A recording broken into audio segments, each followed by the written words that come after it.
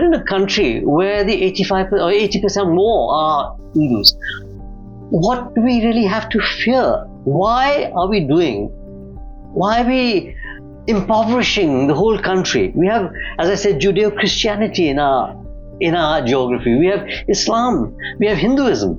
We're the luckiest country culturally in the world. But to try to scrub something out or try to,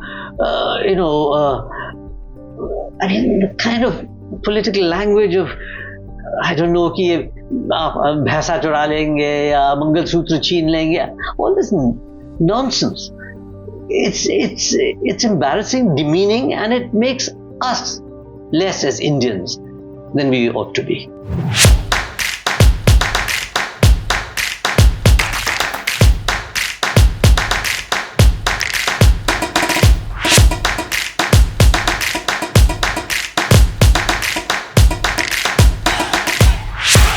Vikram, you have dedicated your translation of the Hanuman Chalisa to Bhaskar, the 5-year-old from Suitable Boy who could basically recite the ode to Hanuman Ji from memory, a kind of child genius.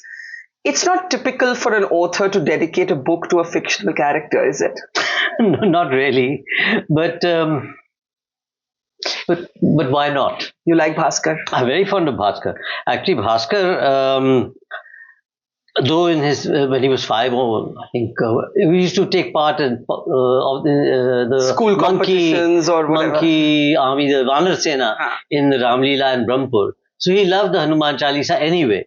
And he loved doing the Jishum that comes with all this sort of Lanka fights, etc. But later in his 50s, he fought against the sort of the uses to which the Hanuman Chalisa and all sorts of other religious texts and so on had been put. So I thought it's a nice balance. I'm going to dedicate it to Bhaskar. Where do you think Bhaskar is right now? है कहीं suitable girl में आएगा कभी वापस आ रहे हैं. Suitable girl और suitable boy के बीच में कुछ 4-5 और भी कह सकते हैं स्तंभ, कुछ खम्बे हैं, little novellas, one for each decade, and Bhaskar appears in more than one of them actually, in his 50s. And of course, if you consider that he was whatever, not even in his teens then, by the time I write A Suitable Girl, which is set in the 2010 to 2014, Bhaskar would have been in his, let's see, now that would be a 60-year gap. So Bhaskar would be almost 70.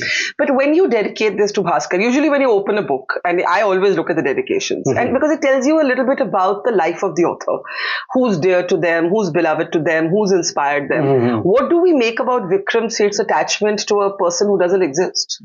Except in his imagination and in his books.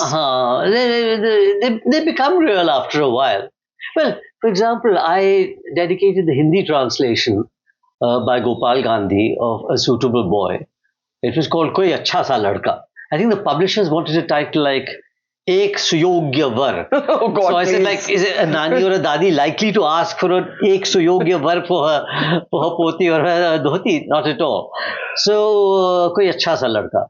I dedicated that translation to Mrs. Mahesh Kapoor, who is Bhaskar's grandmother. Correct. And Mrs. Mahesh Kapoor couldn't read A Suitable Boy because she couldn't read English.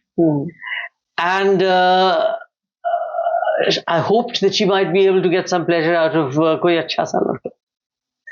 At what age did you, Vikram Seth, discover the Hanuman Chalisa? In some ways, it's all around us. It's japod. We all have elders in our family. Exactly. You have your Usha Mami who lives below. And you've said often that she needs to recite it or hear it twice a day before she sleeps, I think. She recites it herself? Twice before she goes to bed.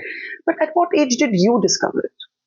Well, partly because it was, as you say, all around me. Yeah. Our family was an unusual family in that we were a kind of middle class, sort of Hindu family of a certain level of Anglicization.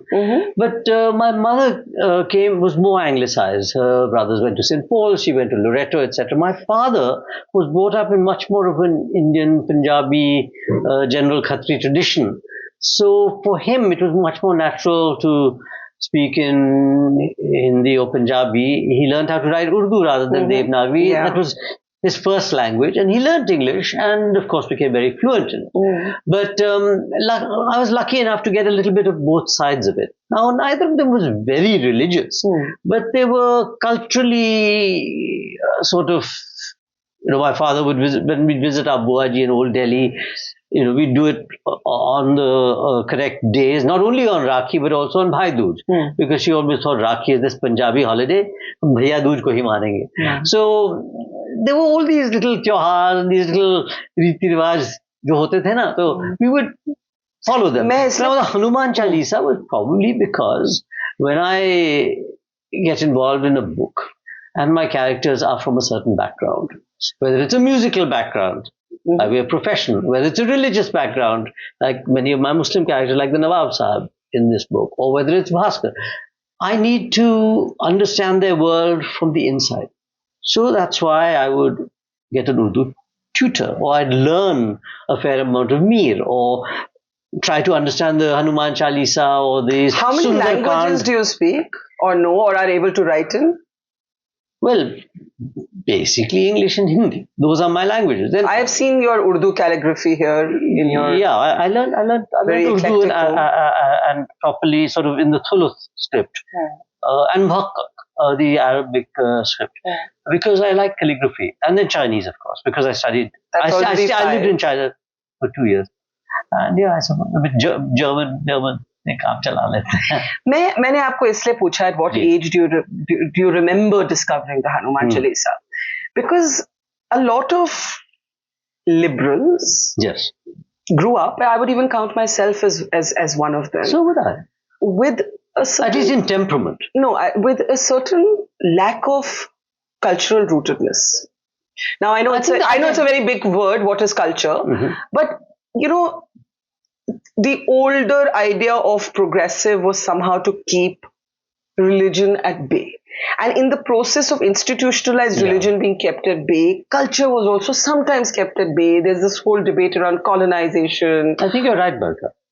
I think that's true. And I think, sorry to interrupt you. No, please. It was just that I think we had seen how the country was divided, all the bitterness that came through religion, and there may have been a bit of a reaction against that. Secondly, there was a sort of a scientific temper that grew, that is, stick to facts and logic, and faith is somehow inimical to that. Or not just faith, even the general accretions of culture. And third, you are right, we and maybe our parents, well, perhaps I should put it the other way around. Our parents and therefore us. Therefore we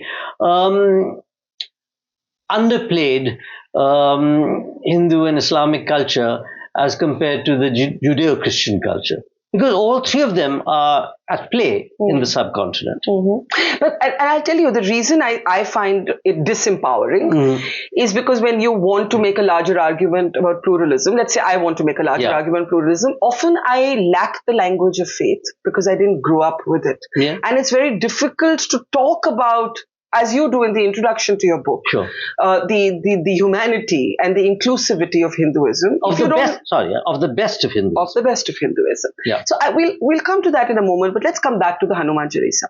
You translated it 10 years ago. That's right. The only public sort of rendition of it was at the Patna Literature Festival. That's right.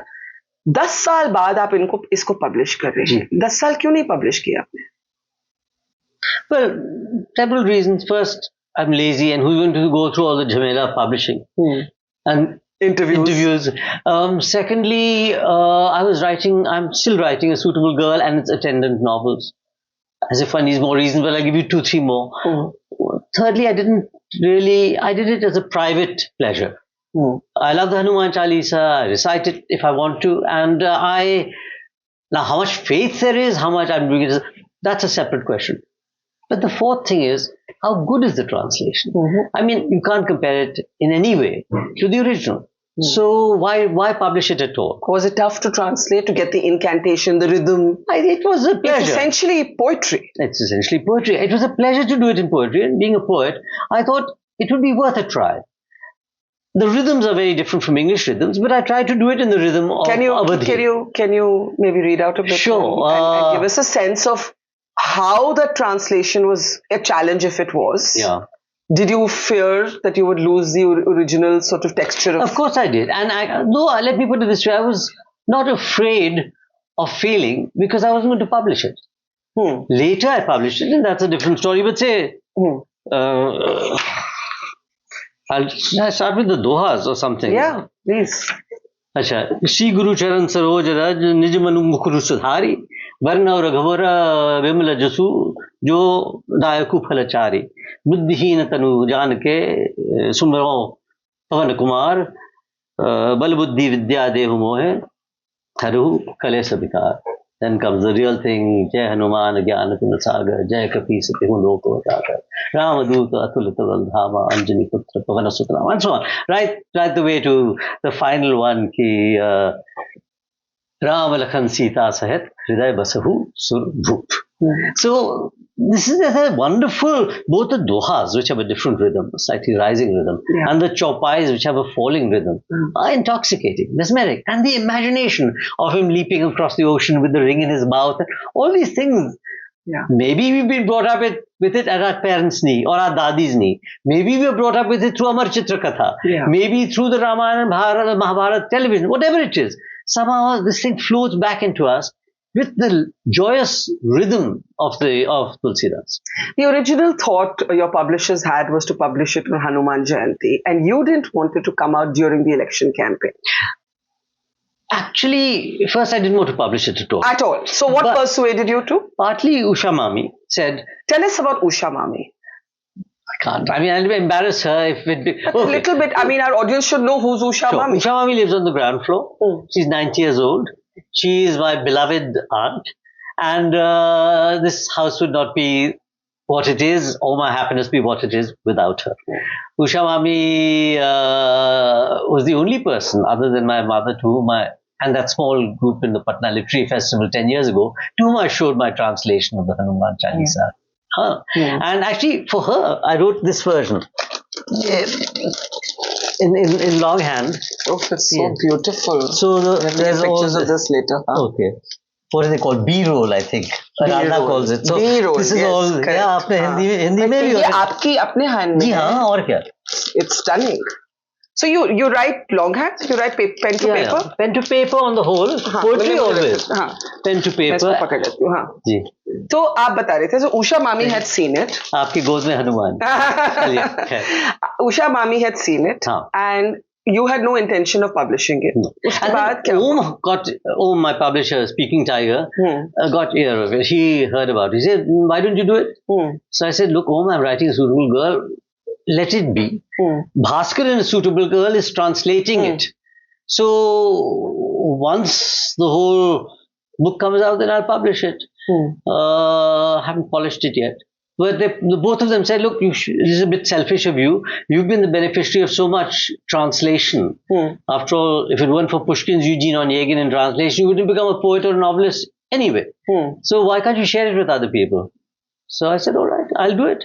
Even if it's 10% of the quality of the original, at least it'll be a window for someone." And then you didn't want it to come out during the elections. Well, I wanted it to come out on Hanuman Jayanti. It would be very appropriate. Chait Purnima. Then I thought, idiot, if you bring it out around the time of the election, because I've written the introduction, I'll read a couple of paragraphs later.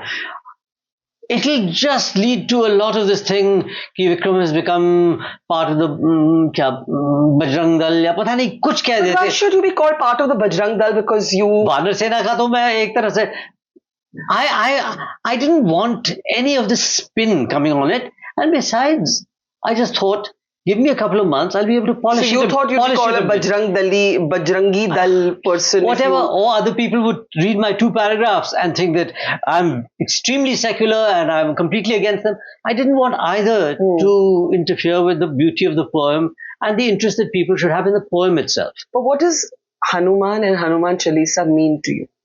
I can't really get into that too much. Is it literature? Is it faith? Is it belief? Is it culture? Is it a mishmash of all of it? I think a mishmash would be right. And depending upon the time of day, the time of month, the time of year, and the time of my life, it's meant different things to me. What does it mean to you today? Well, it means a lot to me because of the fact that I'm returning something to its possible readers that has given me so much pleasure on a cultural level, or on a spiritual level, or whatever. I do think that, as you mentioned, the fact that many Indians don't know. I mean, they may know it in snatches, but they've never really. Many Hindus don't know the Hanuman Chalisa, especially if they're more westernized. Yes. Or they might know, Bhoot Pisach Nikat Nahi Aave. They may know one or two That's what I meant. lines, but why not return it to them in a poetic rendition, without too many notes of who Vibhishan was and who Sugriv was and all that. Just straightforwardly. Now, in your introduction. Yeah. वो गुगला सकते हैं if they want to. पता कर लो कहाँ कौन है Sugriv. Yeah, but in your introduction, you talk about, as you've said, the best of Hinduism. That the best of Hinduism represents humanity and inclusivity. Correct.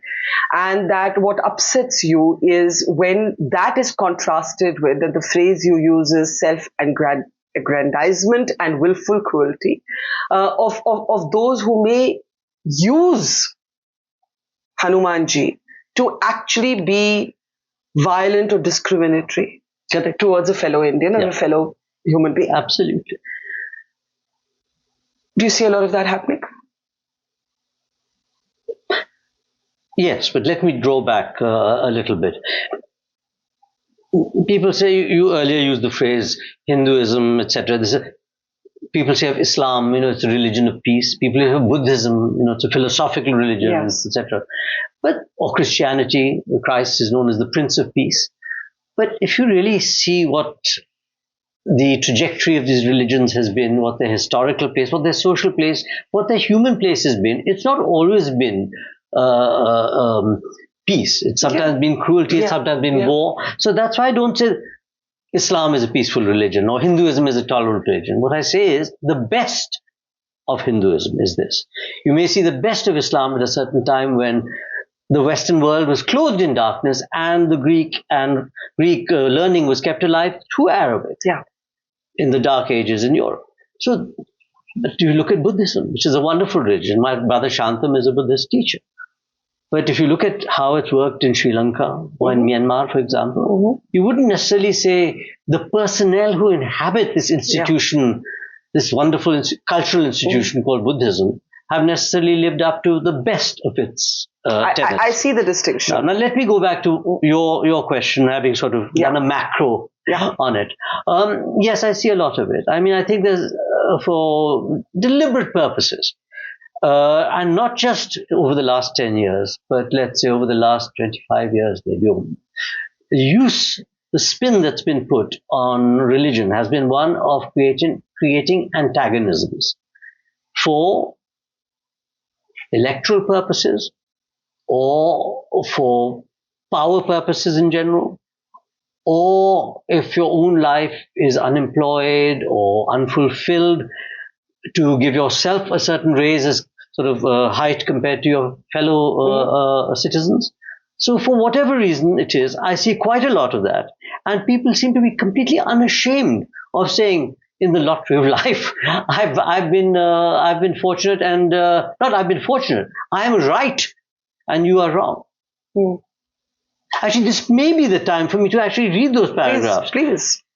The introduction is, as I said, a very short one, just explaining sort of something about the technicalities of how the translation, and the chopai and dohas and so on and so forth. But at the very beginning, I write a couple of paragraphs and then a couple at the end. So here it is. Shall I look at you or at the camera? You can look at the camera. The Hanuman Chalisa by Tulsidas is one of the best known and best loved poems in the world. Tens of millions of people can recite it by heart and chant it daily, as well as in times singularly joyful or sorrowful, or when they feel the need for support or courage. So too did Bhaskar, the precocious young mathematician in A Suitable Boy, who as a child loved to participate in the annual Ram Leela in Brahmpur in his role as a monkey warrior. I did this translation more than 10 years ago as a labor of love, but have only recently been persuaded to publish it. I hope that it will enable the Hanuman Chalisa to be enjoyed by those who cannot understand the Hindi or Awadhi of the 16th century. Then I'll skip to the end. At any rate, all this, the effort of translation, however imperfect, is just a means of acquainting or reacquainting people with a magical and joyful work impressed in the memories and affections of millions, which encapsulates a whole culture in fewer than 90 lines. I dedicate this translation to Bhaskar, who learned the poem before he was 5, but who spent his 50s fighting the chauvinism and intolerance to which this and many other well-beloved religious texts and rituals have been put. Nothing could be further from the humanity and inclusivity of the best of Hinduism than the self-aggrandizement and willful cruelty of those who use the religion in which, in the lottery of life, they happen to be born, in order to attack or demean others. May the Hanuman Chalisa continue to spread joy, expand imagination, and give strength and solace to its many past and future readers. And that's beautiful, and I agree with every word. But today there is a debate on whether Hinduism and Hindutva are different. Political Hinduism, as it were. There has also been political Islam. There has been a politicization or a weaponization, as you have pointed out, in different contexts of all faiths. And today we're seeing Hinduism at the center of our politics. Or maybe I should say Hindutva. I don't know what the correct or the appropriate word would be. When you talk about the chauvinism that your character Bhaskar fought, that you think the best of Hinduism actually militates against or is the opposite of, what concerns you the most of what you are seeing today or have been seeing in terms of the misuse of religion? Well, as I've said, cruelty and self-aggrandizement. Cruelty is intrinsically bad. It leads to, misery in people's lives. The fact that they don't feel part of the country to which they have every bit as much right as you and I have to consider themselves equal citizens. And aggrandizement has a corrupting and corrosive effect on the person who does it. It makes them, it blunts their sensibilities. It weakens their sense of logic and humanity, and it makes them less well-functioning human beings. And it also weakens the country. India has never been stronger than when it's been united, and never weaker than when citizens feel disunited. So when you hear the word Hindutva, what does it say to you? Well, because it's been used in a certain context of political thought. In fact, the very word you could say was, the etymology of the word comes from a certain source. Clearly, it's that kind of powerfully exclusive, excluding Hinduism. But historically, I mean, if you really look at how I wouldn't say the reception of Hanumanji, but also let's say the rise of the worship of Hanuman came probably around the 10th, 11th centuries, when just as Hinduism had thrown out Buddhism, so in the north of India, Islam was coming in, and people probably felt we need a kind of warrior and protective God. So it's not entirely new. There are historical trends and drifts. But in a country where the 85 or 80% more are Hindus, what do we really have to fear? Why are we impoverishing the whole country? We have, as I said, Judeo-Christianity in our geography. We have Islam. We have Hinduism. We're the luckiest country culturally in the world. Okay, it'd be nice if we had a little bit of the Chinese-Japanese culture, then we'd be totally fulfilled. I, in my own life, have tried to enrich my life by that. But to try to scrub something out, or try to, the kind of political language of, I don't know, कि भैंसा चुरा लेंगे या मंगलसूत्र छीन लेंगे, all this nonsense. It's embarrassing, demeaning, and it makes us less as Indians than we ought to be.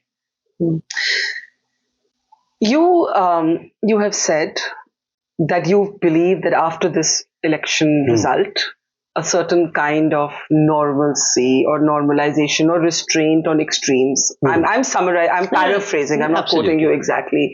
That there is the sort of moderating influences of, let's say, a Nitish Kumar and a Chandrababu Naidu. This is one of the comments that you have made. Soon after the government was sworn in, one of the earliest news headlines was Arundhati Roy, and the anti-terror law that I should say was a product of the Congress years. The UAPA came to us from the Congress. But after many years, and not for a book, but a speech on Kashmir, this case has been revived. Yeah. What did that say to you? It's ridiculous. It's completely wrong. But I'm not entirely, I mean, I won't say whether I expected it, which I didn't, or whether I was surprised, which I don't know whether I was or wasn't. It startled me. But it may be that they were trying to change the conversation, or it may be that they're trying to show that there's life in the old wounded lion yet, or whatever they were trying to do or show. I'm not, it's early days yet. Yeah, it's not clear whether... One doesn't know what the direction will be. Correct. One can hardly see in the kind of dhundlapan of politics what the next month is going to hold, let alone the next year, let alone the next 5 years. But I do hope that they won't try to do a kind of national Maharashtra by picking off little bits of each other's parties. And this you're saying for both sides, the opposition and the government? Yes. Or are you saying it only for the government? No, I'm saying it for, actually in this case, I'm saying it for both sides. I mean, it's interesting. Because, Nitish has paltoed about 12 times now. Why not make it a baker's dozen from his point of view? So it's possible that on some subject that he really believes in, if the BJP tries to go too kattar, he might try to detach himself. Those 12 votes, quite precious. The other 16 votes, we don't know what Chirag might do with his 5 or what might happen with the other 7 and the individual. So there's always this interplay. The BJP is not known for using Sam, but they're quite used to using Dam, Dand and Bhed. So they might do what they did. They might try to pick off someone from the other camp. My hope is it happens in either direction, and that we don't get a kind of situation as happened after 1977, when the first dictator, you might say, was thrown out. But then the various parties started squabbling among themselves in this कौन बनेगा प्रधानमंत्री दोनों तो है एक तरह से कौन बनेगा प्रधानमंत्री के उस चक्कर में इतना पड़ जाए कि फिर अपने आपस में वो like they start they fall apart, and then she sweeps into power in 1980. Let us hope that we can concentrate during these 5 years on the real problems that we have in our country. Can I ask you, you've spoken about the best of Hinduism, and you've spoken about your deeply felt disagreements with misusing religion to inflict pain or violence on a fellow citizen. There are lessons in this verdict for the BJP and for the electoral verdict. The electoral verdict for the right. But are there lessons in our shifting politics for liberals on the left of the spectrum? And I'll tell you why I ask you that. In the American context, one of the egregious mistakes that Hillary Clinton possibly made was to call Trump voters a basket of deplorables. Because when you start judging somebody for a political choice in a democracy, you're actually condescending to the voter. With our context, we see this debate often as we get more polarized, that, if you support that party or that person, you are the problem. So we start judging each other, conversations break down, that old spirit of, acha chalo chodo na, samosa kha ke jao, has kind of gone. Those are the neighborhoods we grew up in where we didn't always agree. But we were able to be convivial at the end of that disagreement. Are there lessons for those who have opposed Modi's politics? Yeah. Because you can't dismiss him as a political lightweight. Oh, certainly not. He's a smart, popular politician. And a pragmatic one. So he may well adjust to the new realities. Your general point, I take it. Do remember, however, that the BJP didn't really lose much of its vote share. Exactly. So it was really, you can call it a verdict, but actually it was really more of it was a little rap on the knuckles. It was a containment, not a rejection. Correct. But why did it happen? It happened because these other parties realized that if they didn't, in Benjamin Franklin's phrase, hang together, they would assuredly hang separately. So that's how that, together with many other things, including in UP, the choice of candidates, many other things. It was a near-run thing. And even then, they didn't win as such. But they came, within striking distance, and certainly will form a fine opposition, I hope. Yeah. As long as there's not too much squabbling. The general lesson about condescending to people and to demonizing them in all polities is the case, including in this one. It's not that the Modi government has not done anything in foreign affairs, you might say, or in infrastructure, and there are various areas. They've made gross errors, economic errors, like in demonetization and in the rollout of various programs and so on. And certainly, it's such an uneven playing field in economics that there seems to be a kind of crony capitalism which has not led to an increase in unemployment. Then there's the kind of complication in the agricultural sector, how the farmers and so on have been alienated. Part of the reason why they lost was because they started saying, ye Khalistani hai, or the farmers are, it was partly the condescension of the BJP that prevented them from gaining a few more. And their hubris has been contained. Partly, that's right. Now, I don't think that the other side should be doing it. It's not a good electoral strategy. It's not a good strategy in terms of decency or humanity.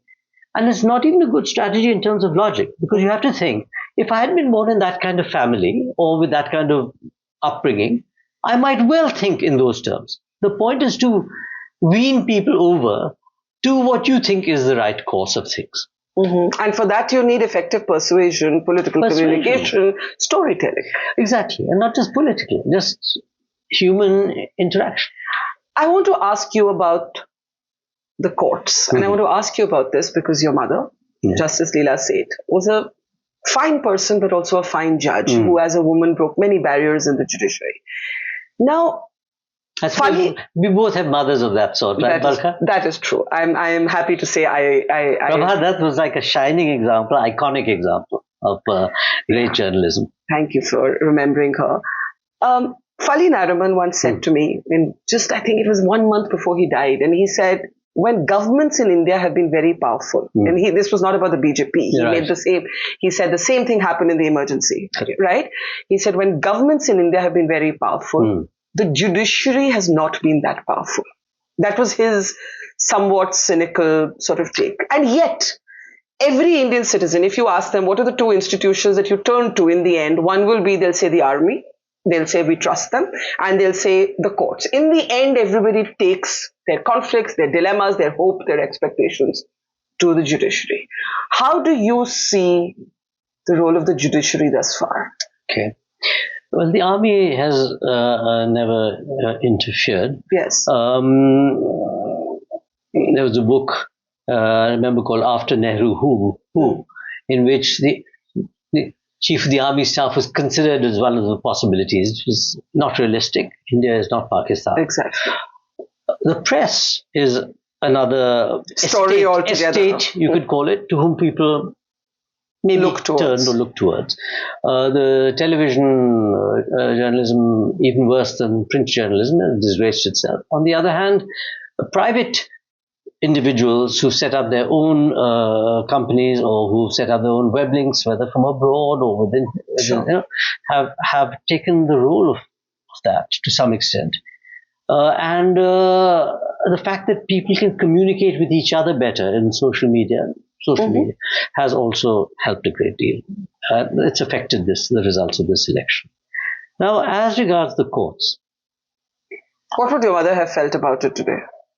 I'm sure you had those conversations right until the end. It is complicated. One has to look at individual judgments. Insofar as it doesn't. When I take a little time out to think about this, see, we would have been in a worse position, I think, if the courts had not to some extent, begun to choose their own personnel. I think I said earlier that any institution, whether a religion or courts or whatever, depends upon the personnel who inhabit it. And if it had continued to be the government, by now we would have had a completely dabbu judiciary. There's no question about it. If they had chosen... If the government had a say in appointing judges? They do have a say, but they do not have complete say. Even now, they can say, we don't like this judge for this reason or that reason, or they can just sit on an appointment, and they do. Saurabh Kirpal is a case in point. It's a graceful example. But there are other examples as well. Certainly not the only one. Also, within the collegium itself, it's not a perfect system by any means. In fact, there are personal antagonisms, possible favoritism, personal lack of knowledge about things. However, it has meant that the government has not had complete sway in selecting its judges. However, the question arises, what will you do after you're 65 in the Supreme Court, or after you're 62 in the High Court? And all sorts of little temptations here and there. Judges are also human beings, play their part. There have been certain decisions, and I won't specify them, which have been courageous. There are certain decisions, well, why not specify one? For example, about the electoral bonds issue. Yeah. There have been certain decisions which seem to be very odd, like the Babri Masjid decision. The Ayodhya verdict itself. The Ayodhya verdict, and also how it began by saying it was completely illegal what they did. However, what can we do? We better endorse it. On the other hand, I would say the same judge, Chandrachud, who wrote that decision, in another case said that the decision of his father in ADM Jabalpur, in the habeas corpus case, was wrong, which itself took a lot of courage. Yeah. So let us just say it's been a mixed bag. But I don't think Wali Nariman was being too cynical when he said what he said. I do think judges sort of swim in the water of our politics and our consciousness, let's say, social consciousness, and to some extent get affected by it, I'd say out of pressure rather than out of, I wouldn't say cowardice, but there is pressure. And the pusillanimity that my mother inveighed against in certain judgments. No one is excluded from that in our polity. Neither journalists, no bureaucrats, no business people, no judges, no, for that matter, writers and artists who sometimes self-censor themselves. Do you? I'm in a comparatively lucky position, in that I don't have a family, I don't have to be concerned. I mean, in the sense that I don't have to say, my needs are comparatively simple. Yeah. So I can't give myself, too many pats on the back. Indeed not. And,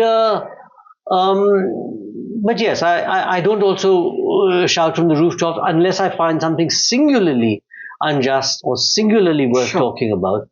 Whether it's the Babri Masjid thing, or whether it's the 377, or whether it's Hanuman, there's certain things on which I've spoken out. Now, in this particular case, I would not have talked too much about the change of governments, except that I found that all the interviews that I've perforce been made by my publishers to do have come about around the time of the elections, and I haven't tried to avoid questions. That's the reason. And also, it's a kind of inevitable dialogue that is ongoing in our society, so you can't I'm a citizen. I have every right to speak my mind. But you mentioned 377, and I'm glad you did, because one of the judgments from the Supreme Court was the decision to not legalize same-sex marriage. Now, for context to some younger members of our audience, many years ago... You even know what 377 is. You better sort of explain So I'm going to just explain that. Many years ago, when being gay was a crime in this country, and I was a young journalist, I don't know if you remember this, but you came out as gay or partially gay on one of my programs, We the People. And that was a time when we were all canvassing for the decriminalization of homosexuality, which was what 377 at that time stipulated. Right. A number of years later, so much has changed for the better. Yeah. But when that last mile fight happened to legalize same-sex marriage, and the courts declined to do so, what did you feel about that? It wasn't entirely unexpected. Yes. I obviously felt deeply disappointed. It was a 3-2 verdict. Yes. And somehow I thought, somehow one of the judges, very decent man, Ravindra Bhatt, I thought that he would probably rule the side other on the way. other side. But out of his own sense of principle, he ruled the way he did. And the Chief Justice and, was it Kaul, I think? No, Chandrachud was on it. Chandrachud was I've forgotten all the judges. Anyway, there were two, Krishna, or maybe, anyway. Sanjay Kaul. But I don't think he was on the judge. No, he was. Bench. Was he? Suddenly can't remember. He's Kashmiri judge. Now I wish I could remember. Justice Sanjay Kaul is one. Well, he was on he was on the let's say, the right side, but the wrong side in terms of how it turned out. Yeah. But I think it's difficult to, I hope that people will be able to get the rights that married couples are allowed.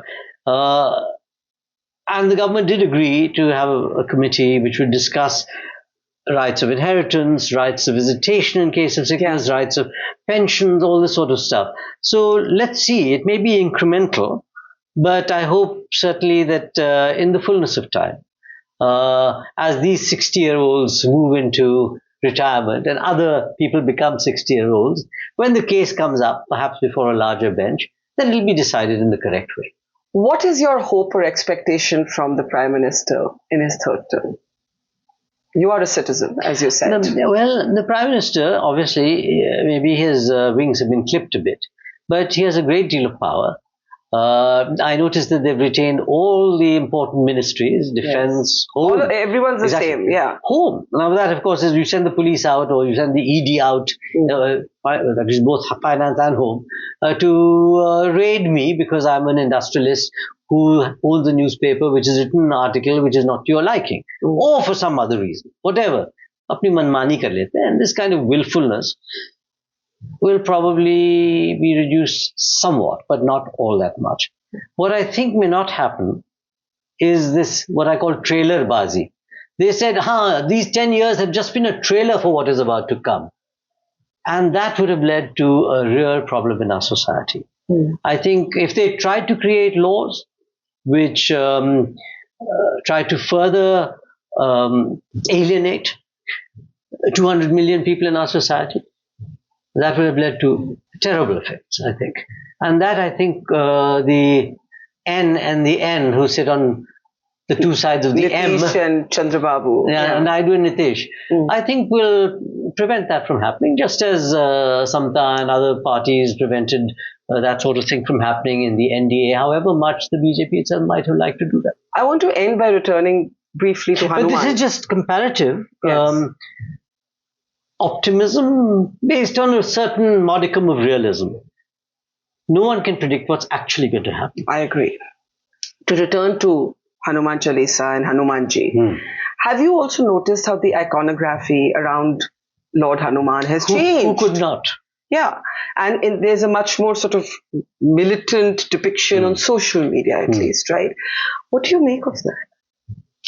Well, it's not as if Hanumanji is an entirely gentle spirit. Sukshma roop dhare se hi dikhawa, vikata roop dhare lanka jarawa.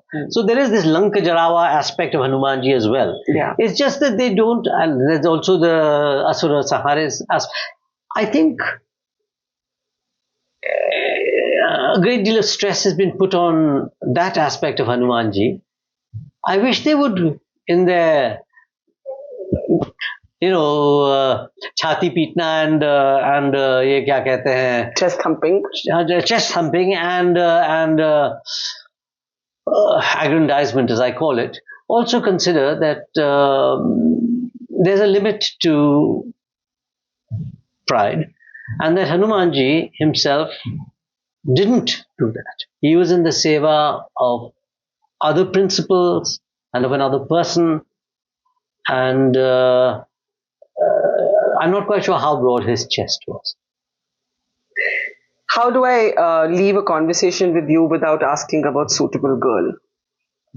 I don't know if I should share the secret of what I spotted in your home. You can do that. Okay, thank you. So I was unwise enough to let you into my little gufa. So in your gufa, we saw a copy of The Suitable Boy, and next to it a copy of The Suitable Boy, but the boy is scratched out and Suitable Girl is written. And for a moment I thought that was the secret first copy of Suitable Girl that I had spotted, and I was very excited. You're the first person to have noticed that. Yeah. Where is Suitable Girl? Well, it's all around us. I mean, this line of files contains both the plots and the characters and part of the writing of it. How many files are there in this home? Miles and miles of vile piles of files. So there are lots and lots and lots and lots of Can I tell you a story? I don't know if I've ever told you this, but when I was a young student, I had just graduated. I have to tell you a story because you rhymed. Kissa ye hai ki main college se graduate hui और I wanted to be either a lawyer or a journalist, and unfortunately I chose to be a journalist. So उस समय सिर्फ जामिया में mass communication का centre होता था, 30 लोग लेते थे from the whole. मेरी बहन आराधना भी उसमें दाखिल हुई थी. So entrance exam में we were given the option of critiquing a book. और हमने आपके गोल्डन गेट को वर्स में पूरा वर्स में एग्जाम दिया और उसके बेसिस पे हमें एडमिशन मिला. So you are responsible for everything that's wrong in my life. अरे आप I became a journalist thanks to you. बन जाती. If I had not passed that exam, मैं lawyer होती. अरे हो सकता कि आप बेंच पे बैठे सही जजमेंट दे सकती थी. हाँ, see, it's all your fault. Okay, where is suitable girl? कसूर मैं कबूल करता हूँ. अब suitable girl के बारे में है, गर्भ में है कह सकते हैं. लेकिन it's a very long gestation. And she will arrive in the fullness of time. I'm not now tied to any publisher. I've given back all my advances, etc., both abroad and here in India. And the characters are driving me on. That is part of the reason I said I was so reluctant to publish the Hanuman Chalisa now. I thought it would be like one of those things that would distract me from what I'm supposed to be doing. In fact, it's proved to be a bit of an inspiration. I'm glad. A little bit of an impetus. I'm glad. So for that, Barkha, I thank you. That aspect of noticing that the suitable girl was there was my own way of convincing myself that she actually lives somewhere, if only in my imagination and in the lives of my characters. Can't wait to read it. Thank you. I can't wait to read it either. Thank you, Vikram. Thank you. Thank you. Thank you.